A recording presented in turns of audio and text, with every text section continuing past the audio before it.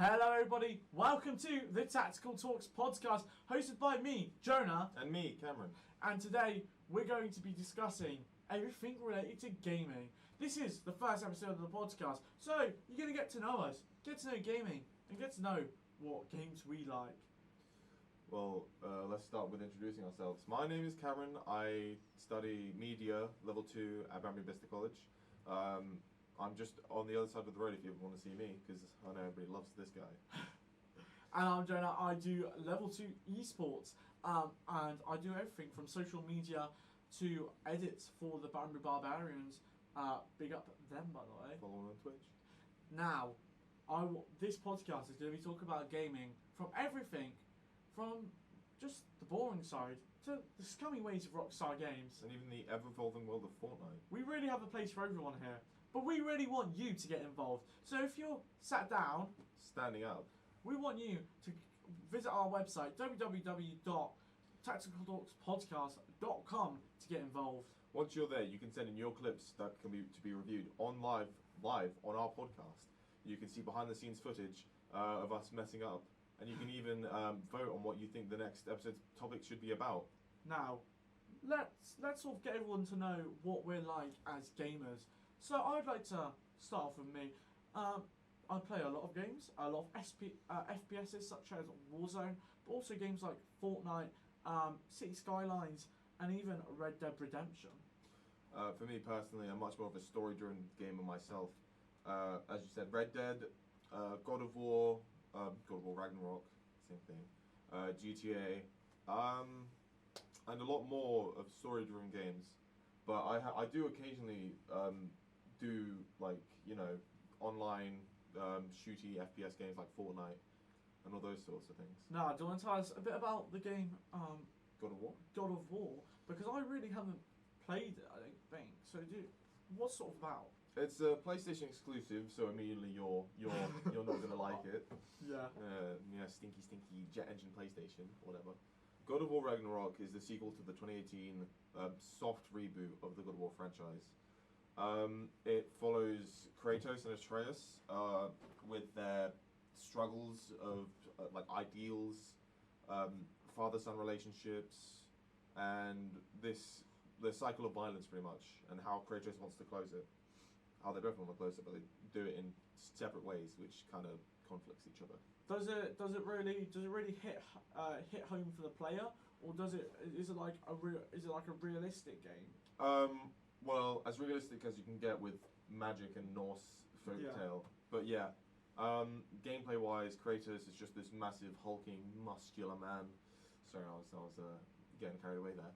But yeah, honestly, the dialogue is just so like human. Yeah. Despite them being gods, it's so like just a father and son. Yeah. It's so immersive. Like the sound design, everything down to like the sound of like, say you shoot something, you hit something with your axe. If you hit the ground, it'll make like a thud. If you hit rocks, it'll clang off. Hitting like flesh, it'll make different sounds. Honestly, it was one of the most like immersive, just complete games I've ever seen. Talking about immersive games, let's talk a bit about Red Dead Redemption. Red Dead Redemption 2, online and also story mode. Like I said, I haven't played the story mode. I have. But online is one of the best places. I mean, we're going to start with the graphics. The graphics on the fact that there is no real end, like on most online games have to have. There isn't. Or open world games, because it is sort of open world. It is a very open world game, yeah. So you don't have to do anything, and you know there's a new event around every corner. There's always a new like species that you can write down, study. There's always like, say you're walking across the bridge and you can like stumble across somebody who's just been bitten by a snake, or you get robbed.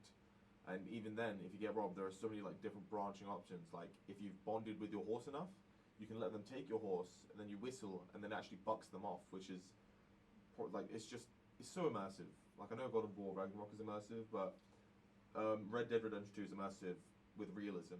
Yeah, was one of the hardest things I think to get right in gaming, as far as making an immersive experience, but making it realistic. The thing I most love about Red Dead is you can be someone who's got 1,000 hours of the game, 10,000, versus someone on day one, and everyone across that spectrum will always find something new within the game. There's always, if you don't, of course, spoil the game on like looking at tips and tricks on TikTok and hidden locations, there's always somewhere new where you will explore, where you'll just randomly find this new area. Thousands of hours to 100% that game. It is honestly one of the best games I've played. I mean, it's part of the same studios, but it's a bit like GTA 5, where actually I've got, it's really sad, I've nearly got 290 days on that game. Oh my god. And even I'm going around corners and just finding new stuff constantly. It just goes to show how these game companies can be so like detailed with their games. Yeah, I mean less of GTA than Red Dead, but GTA also has a lot of detail. Yeah, for like it came out what 10 years ago. Yeah, 10 years was the newest anniversary. Yeah, exactly. So a game that's 10 years old and still has stuff yet to be found by players to this day, it's incredible.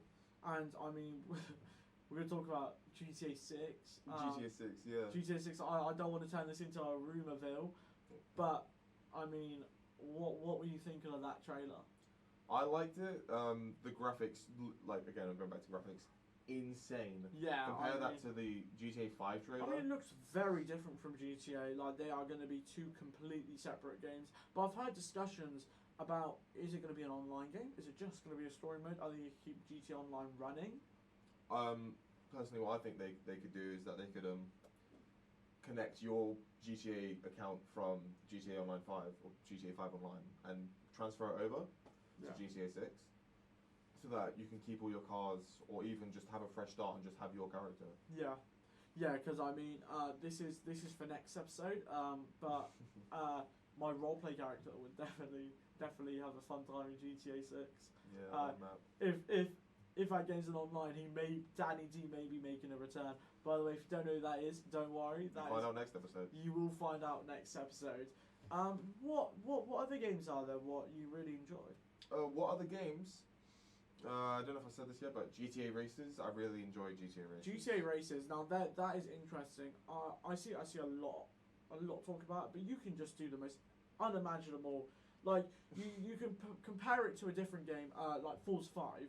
Forza 5, which or is F1. racing.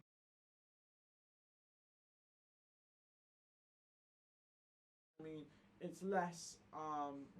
Technical difficulties. Yeah, the camera may have cut out. The camera may have cut out for it. We're doing it live. But,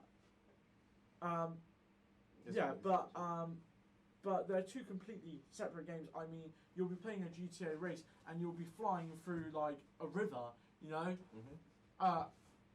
But yeah, you'll be doing death spirals. You'll be riding walls. So yeah, GTA races are definitely an interesting experience. There's always a new one that you can do. Yeah, there's always a new one that you can do. Now I've got to know our gaming likes and dislikes. We're just gonna go for just chatting portion of the strength of the podcast of this episode. Now. A few interesting questions about games. What would you say your worst gaming experience is so far? My worst gaming experience, like a game I have played. Yeah. Or an experience you've had within a game. Within a game, I remember playing. What was it called? Daisy. I was playing Daisy. Don't even get us started with that game. So. In Daisy, you have to like just do so many things to make sure that your character doesn't die. And for me personally, I see it as just a waste of time. I don't get it. I don't get the hype for it. It's like a worse version of Rust. I mean, like they're two completely separate games, but it's literally a worse version of Rust. I don't see the hype at all. You like unless you want to be spending hours on the game. Like on console, there's no map. You don't even know where you are. No. It's so hard to meet up with your friends. It's one of those like PC only games that like work well on PC. Yeah. Because Daisy is just not those. It's just flickering on. It's fine. This is live. Yeah, it is live. should flicker it over there. Yeah. What?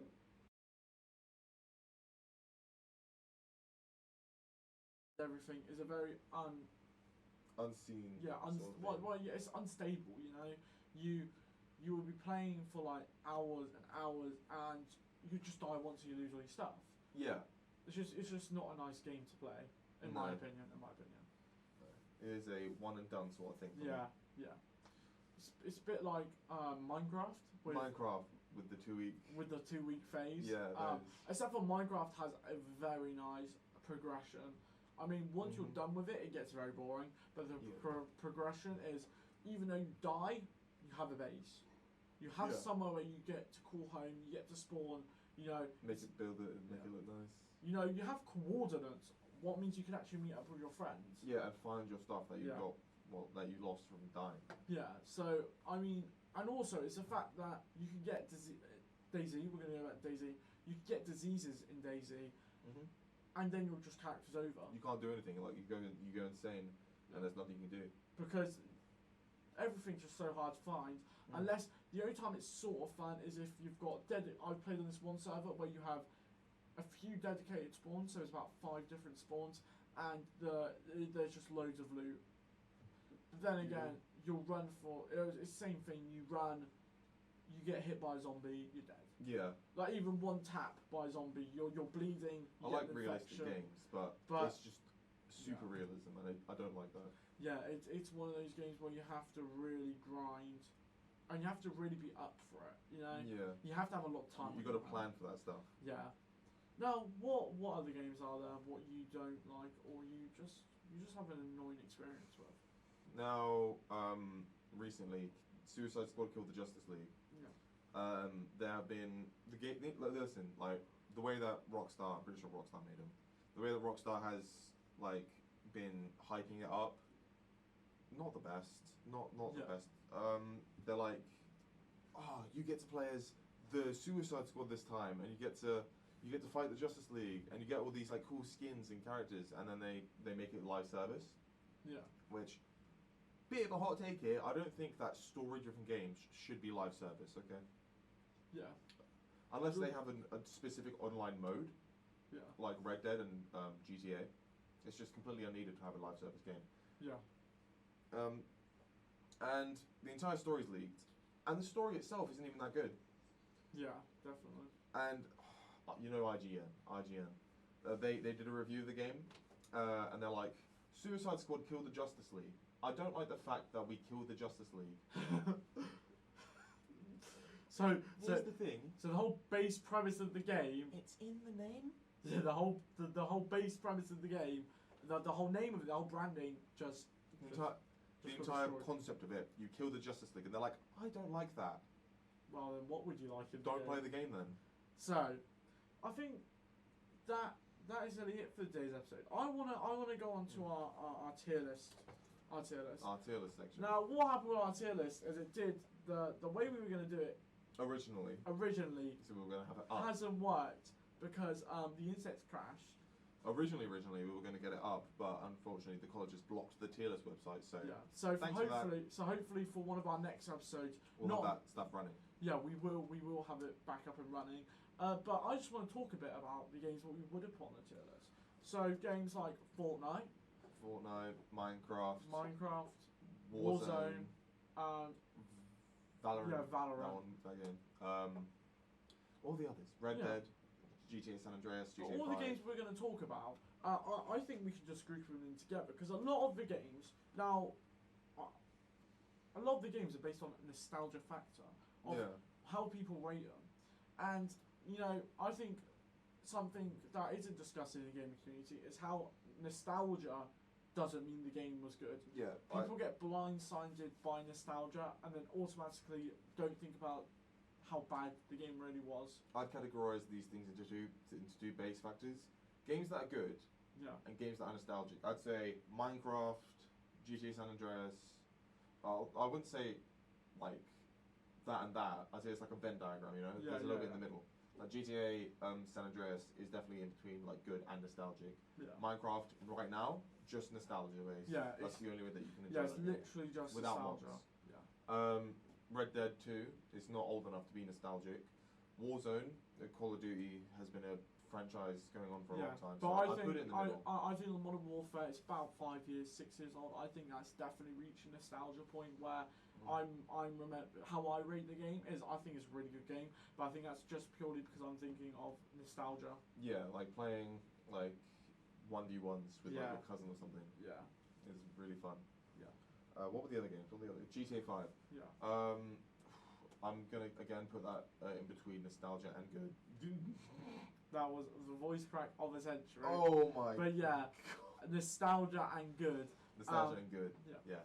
But I think that's all we have time for in today's episode. Thank you everyone at home for watching. And you know what? Next week we've got a real special. We're gonna be talking about GTA RP and RP GTA in general. RP in general, and sort of the factors will go into that. So thank you everyone for watching at home. I've been your host Cameron.